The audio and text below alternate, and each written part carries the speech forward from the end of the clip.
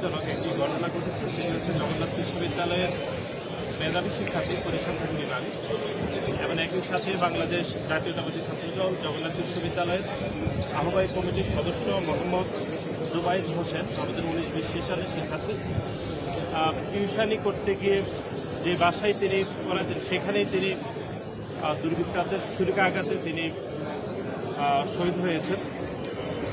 আমরা শুরু থেকে ঘটনা আসলে পর্যবেক্ষণে রেখেছি। বিশ্ববিদ্যালয় প্রশাসন, আমাদের এখানে বিশ্ববিদ্যালয়ে আমাদের সম্মানিত শিক্ষক, জগন্নাথ বিশ্ববিদ্যালয় সাংবাদিক সমিতি এবং জগন্নাথ বিশ্ববিদ্যালয়ের শিক্ষার্থীদের সাথে আমরা কথা বলে যেটি জানতে পেরেছি সংগঠন হিসাবে, সেটি হচ্ছে তিনি জুবাইদ হোসেন তিনি একটি টিউশনি করতেন এবং টিউশনি করতে ওই বাসায় যাওয়ার পথেই তিনি হামলার শিকার হয়েছেন।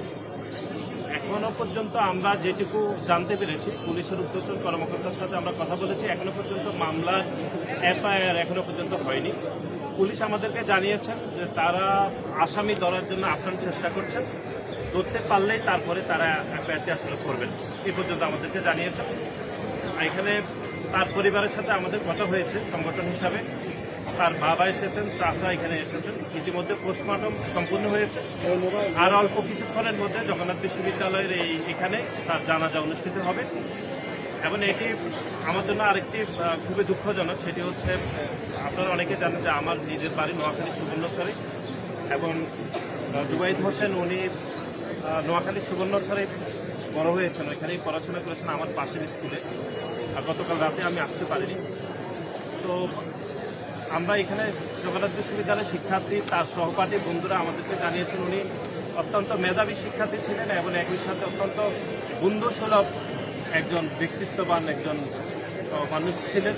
তার এই অনাকাঙ্ক্ষিত মৃত্যু এটি কোনোভাবে মেনে নেওয়া যায় না। আমরা বাংলাদেশ জাতীয়তাবাদী ছাত্রদলের পক্ষ থেকে পুরো ঘটনার যেন কোনো দোষী বা কোনো অপরাধী যেন পার না পায়, সেই জন্য আমরা পুলিশের সাথে কথা বলেছি, বিশ্ববিদ্যালয়ের প্রশাসনের সাথে আমরা কথা বলছি। আমরা যেটি বলতে চাই সেটি হচ্ছে, আপনারা জানেন যে গণঅভ্যুত্থান পরবর্তী সময়ে বাংলাদেশ জাতীয়তাবাদী ছাত্রদলের বিভিন্ন পর্যায়ে নেতাকর্মীদের উপর ছুরিকাঘাত করে হামলার ঘটনা এটি চতুর্থ ঘটনা শুধু ঢাকাতেই। আপনারা বনানীতে দেখেছেন যে বেসরকারি বিশ্ববিদ্যালয়ে আমাদের একজন সহযোদ্ধাকে ছুরিকাঘাত করে হত্যা করা হয়েছে। ঢাকা বিশ্ববিদ্যালয়ের শাহরিয়ার আলম সাম্যকেও একই কাদায় হত্যা করা হয়েছে। এবং এই বিশ্ববিদ্যালয়ে এই মাসের 3 অক্টোবর আমাদের হাসিবুর রহমান তিনি একটি অনাকাঙ্ক্ষিত মৃত্যুজনিত কারণে হয়েছিল এবং তিনি গণঅভ্যুত্থানে একদম সম্মুখ সারিতে অংশগ্রহণ করেছে। এবং গতকাল একই ঘটনা জগন্নাথ বিশ্ববিদ্যালয়ের ছাত্রদলের উপর, যেটি মোহাম্মদ জুবাইদ হোসেনের উপর হয়েছিল।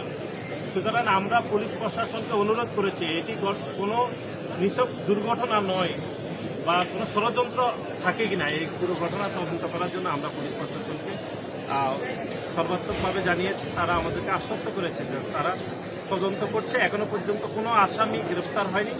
তারা 24 ঘন্টা সময় চেয়েছেন। আমরা বিশ্বাস করি যে খুব দ্রুত সময়ের মধ্যে তারা আসামিদের গ্রেপ্তার করতে পারবে।